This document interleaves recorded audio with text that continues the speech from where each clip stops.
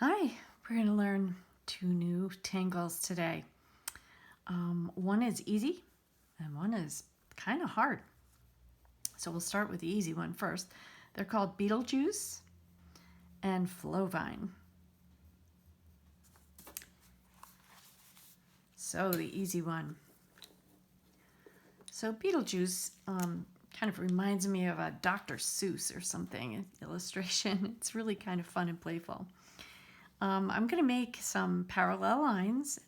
These can be of any thickness. In the book, they're pretty thin.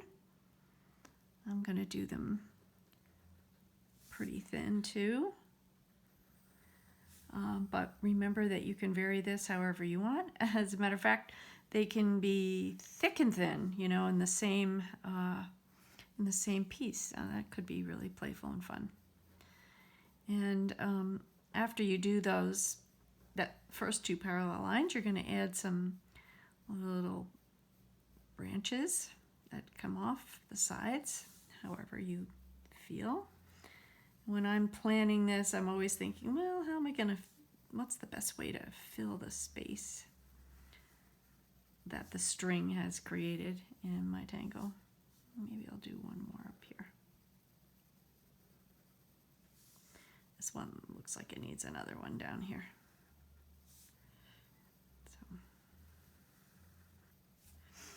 And now the next thing is to, using your pen, to create a checkerboard pattern. And you can divide it if you want, first and then color it in. Or you can just start coloring in blocks of, this one would go a little bit longer, I think. Here we go. So I'm just going to go along the stem quickly. This might be something I would go back over and darken a little better, but I don't want to make you wait for all of that perfection. And let's see. Start on the stem, just a checkerboard. It's very simple. Doing this type of an easy tangle can be very meditative. Remember that I am not turning the paper because I don't want my hand to get in the way of the camera, but it's much more comfortable to do any of these lines or filling in if you turn the paper so that your hand is just flowing and not struggling. Okay, almost done. All right, once you have your basic checkerboard on your branches, then comes the fun part, and that is adding these curlicues. So just come out and make a little fiddlehead. That's what I'm thinking of. It's spring. Of course, I think this is the part that makes it look very Dr. Seuss-like. Bet if we wanted to, we could find something just like this in a Dr. Seuss book. There we go. Something like that. And you can add as many as you want. Whoops. The last thing to do on this one is a little shading. And I'm going to imagine that the light source is coming from this direction, so the shadow would be on this side. And I'm just going to lay down a little bit of graphite along that edge and along this edge. I'm going to put the shadow on this side and this side. And then using the blending tool, I'll just smooth that out, and now it looks rounded.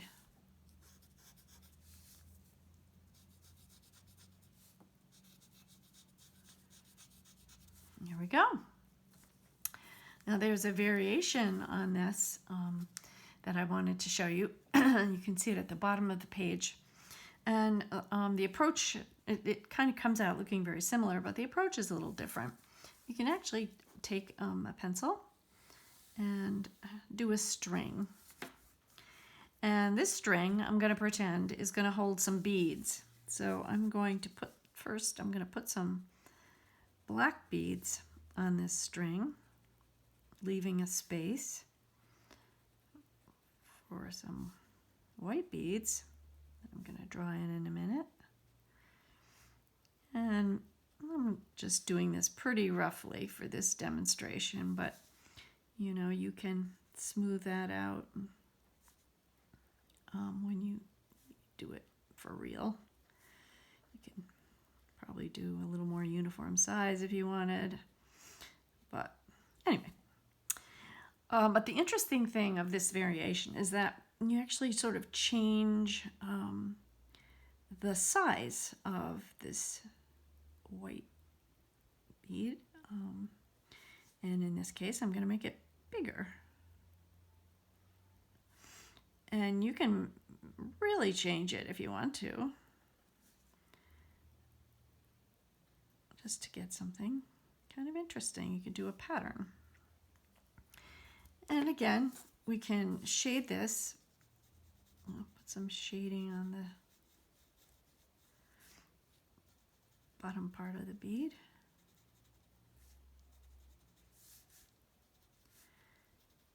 You may erase that string line if you want, if you don't like it there. I think somehow it's gonna just get incorporated into my shading for the most part. There you go. So you have two variations on Beetlejuice.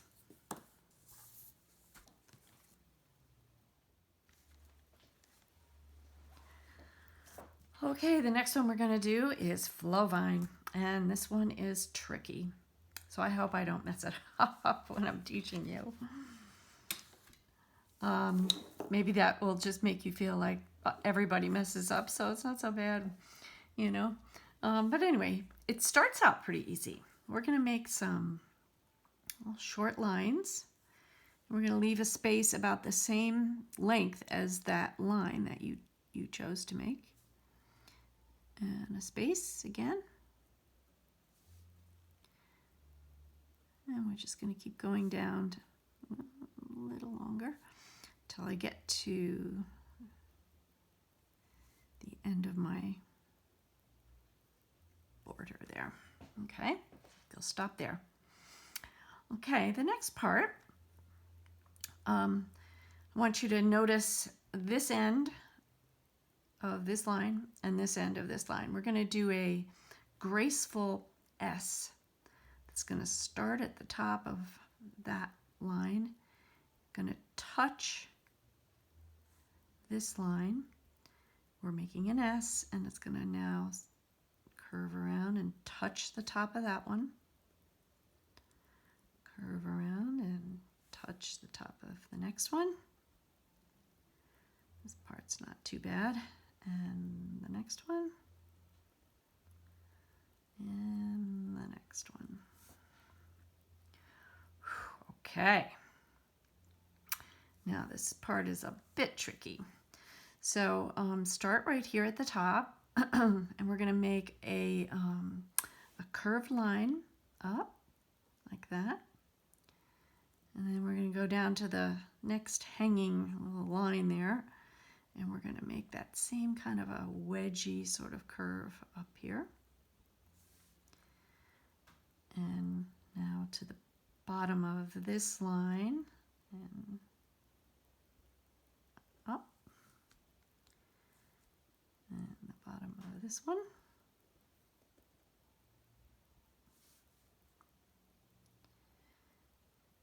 This one. And this one. Okay, it's shaping up. All right, this is maybe the tricky part. Now we're going to go back to this end of that straight line. Remember, we started with just straight lines. And we're going to go from this point to this point, and it's going to be a gentle sort of a curve, like whoops, like so. Okay, I think I did that right. And then we're going to go to the bottom of this, and we're going to make a gentle curve to here. Bottom of this, gentle curve to there. Bottom of this, gentle curve to there. And bottom of this, and a gentle curve that kind of disappears here at the end. Ooh, okay, it's looking like something, isn't it?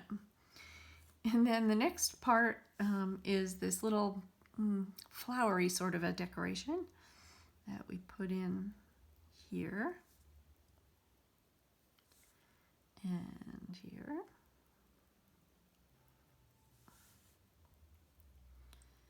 And right about there. It's kind of a little three-fingered hand, or maybe a three-petal flower. Oh, what it's really supposed to be, but I like it. And then I think they've included some like 3 dots on each one. I like that. It's so interesting what a difference just like a couple of dots can make. So that's the basic flow vine pattern. I don't think I've made any errors on it, but we'll find out when I do this next part. And that is the shading. So the first place that they have shaded is these little flowerets. So I'm going to add a little shading close to where it touches the vine. And I will be blending those out with the blender. And then we're going to make this look kind of like a ribbon, we're going to add some shading right in there. Some shading right in there. And there, this is all by those straight lines. So if you can think back to the original line, lines that we made, the very first ones, these were all the straight lines. That's where all these little shading things are going to start. And when they blend out, you'll see this even better. So let's do that. Just blend these out.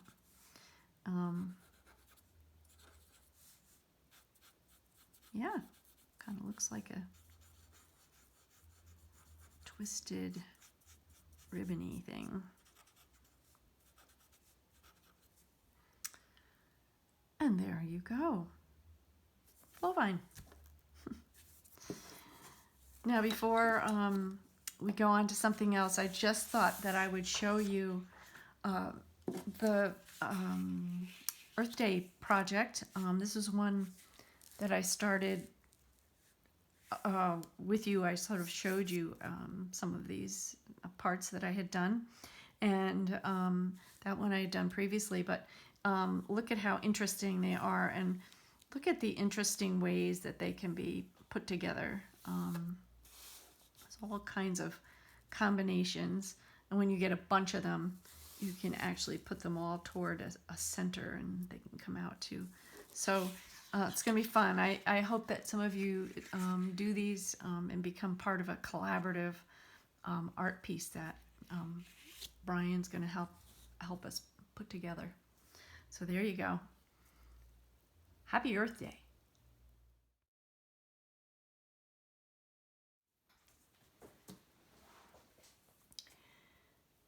This week's voluntary assignment is called Prayer Circle. So each of you has been given a page from an old hymnal that I had to use. You've also been given a piece of Bristol paper, which is that second sheet of the same size, to do this project. And of course, you will need your watercolor pens and your regular Zentangle materials, the micron pen, a pencil, and a blender to do this. So this is really maybe the most challenging project that we've encountered, but I think when you get into it, you'll find it really fun. Oh, the other thing I forgot to mention that you'll need are your circle templates. All three of them actually will be helpful, even the smallest one, for this. So the very first thing to do is to find a prayer within the song that you've been given. And what you need to do is look for words and circle them in left to right and top to bottom order. So you're kind of pulling out words and coming up with a one-line thought or prayer. So this one that I did is Joyful Heart Love Song Filled with Praise. And it's kind of challenging, to do this, but it's kind of fun. And then the next thing you're going to need to do is use your templates to trace some circles. And you can see I've used a variety of circles here. So, this one is the big one. So you can do whatever you like here, and you're going to trace some overlapping circles. Then the next thing is to color in the circles with your watercolor pens, and be mindful of the overlapping shapes. They can completely change color. They can be a blending of the two colors together, as I think this one was. So have fun with that. And then in the spaces left over, you're going to Zentangle some designs. And in this case, I colored in some of them. I also put a border around the whole sheet of paper. And I think it would look really nice to actually continue that Zentangle border around here. So that's an overview of what it's going to be like. I'm just going to turn this over and show you the beginning of one that I'll do kind of as a demonstration. So the first thing I did was I circled in pencil the words that I wanted for my little prayer thought wish. And then once I was sure that I liked it, I circled it with the pen. And I have my templates ready to do the next part. So I'm going to start out with a couple of the templates here that I've been mindful of the words that are underneath so that they don't get cut by, the middle of a template. And I'm going to do the tracing, with the pencil here. And this is just a start. I'm going to take that out and continue that overlap bit. I wonder if that really shows on this side. So let me just place that back on and get that a little bit darker there. Okay. So you can see how my words are more or less featured in this and not cut off. Oh, I realize I need my overlap here too. So here we go. So we've got the overlapping right in there. And that's my beginning. I think maybe the next one I'll do a large one right here. Add that one in. Pressing a little bit darker. Should have known better. And I want to get this one in the amen.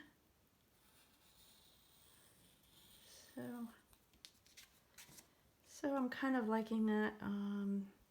Maybe one more would balance this nicely. How about like that? I don't know, maybe like that. There we go. Yeah. 5. Odd numbers are always more pleasing, I think, than even numbers, though even numbers work too. Okay, so that's that step. The next thing will be to trace over that with your micron pen. So the next thing after you have traced this is to actually glue this down to your Bristol paper. I actually did that first here, but I think doing it after you've made your circles and picked out your prayer, made your circles, prayer circle, I think it's allows for you to use the other side if something goes wrong or you decide you don't like it. So so glue that down by just turning over the music and getting that glue stick everywhere, all over the corners, centering it as best you can. I did not measure, came out pretty close, and that's kind of works with the Zentangle process. So just get it kind of centered the best you can. I will point out one thing. It's when you trace over these circle shapes, you really need to go slowly and you need to turn your paper constantly so that you can make a fluid line. As you can see, as hard as I was doing that, I kind of flattened out and then in this one area, which right now doesn't look very good, but don't worry, that will all get kind of hidden by tangles and it really won't matter so much. But I think it is a great idea to really slow down, and after all, that is the idea of Zentangle, is to be very in the moment and very focused and fluid in your line making. Okay, so once you have that, you might want to take an eraser and erase some of these pencil lines if they're kind of showing too much, kind of clean it up a little bit.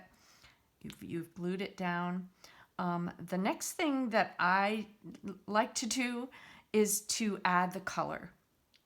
So take a look at your watercolor box and choose the colors that you think will work well. That's what I'm going to do right now. Okay, so I have gotten out my little scrap paper to do some testing for my colors that I think I want. I'm going very spring here. And we're going to see how this works out. I'm going to start. I have, as you can see, I have a number of, well, 2 greens and a yellow. And then I have the complement of green, which is a pink. So I think I'm going to start with a pink, and my thinking is I'm going to try putting that in the overlapping spots. So here we go. And I'm trying to get some nice fluid movement here.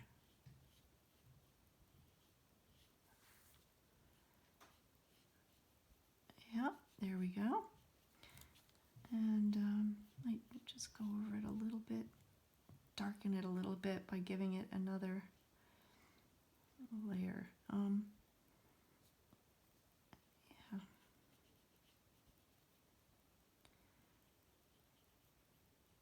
I think I'm sort of going to darken around the edges of it and give it a little shape too. So it's just like shading with the color a little bit.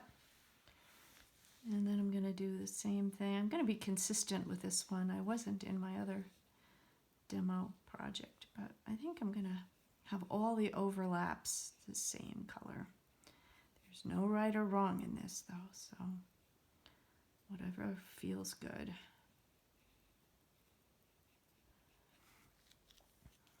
And then just to show you how another color looks here, I think I'll take this light green. Oh, and what I want you to notice, and I really can mess up on this, is, and you might want to just start around the word that you've circled, because the idea is to not paint in where the word is and paint all the way around it so that it will pop out. If you make a mistake on that, you can always take a little paintbrush and with water on it and put it on that space, and take a tissue and lift up the paint. If you do it right away, it works pretty well. Take it from someone who had to do that, because I wasn't being mindful. I was rushing a little bit. So, so here's how it's looking so far. And so, you know, we're going right over the words as you're painting over these words. You know, read them. You know, I find that singing hymns is a way of praising God, and for me, it's a very profound way of praising God. So, you know, think about these words as you're painting. Okay, so there's an example of that overlapping, kind of giving it a stained glass kind of look.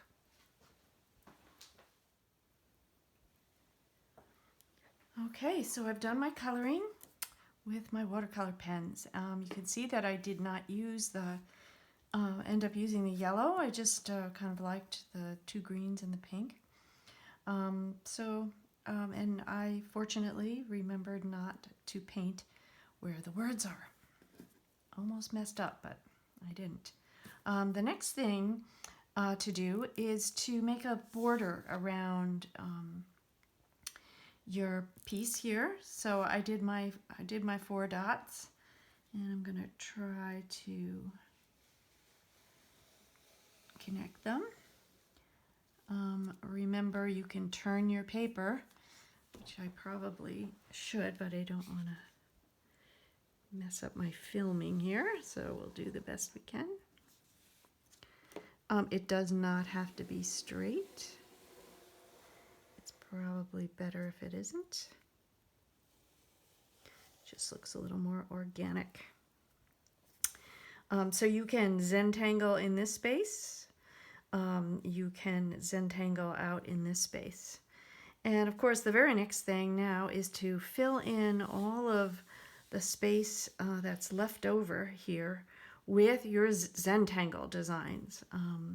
And you can make some strings, or you can choose, you know, really large shapes. So let's see. So this whole shape here is enclosed, so I could just use that one. I could also make some strings with some circles, and actually I think on this side that might be kind of cool. So I'm going to do that and that. That shows up enough for everybody. Oops, got my hands full here. So I can Zentangle in that shape, this shape, and that shape. Now this one kind of goes all the way around there, and you know, that might be a cool shape to Zentangle in. So I think that's all I'm going to add to that. And I'm going to work on this project, and then I'll come back and show you how it comes out. Okay, so I think I'm done with my prayer circle. As you can see, I decided to make a border out here in this area. Kind of looks like a frame, and I like that. And I had a lot of fun with this Zentangle, a part of the string actually, to tangle in. I made up kind of this idea around the pine cone, fitting into the circle shape, and then I decided to get more pink in, that I would paint that background, and I just like the way that came out. As far as shading goes, you can see I did shading here, And then I did some shading to make the circles lift a little bit off of the surface. So that was kind of fun. So here's my prayer circle. Praise and thanks to God, who hath blessed us. Amen. I hope you have fun with this and give it a try. And I had fun doing it. It takes some time, but it really was a lot of fun. Okay, have fun tangling.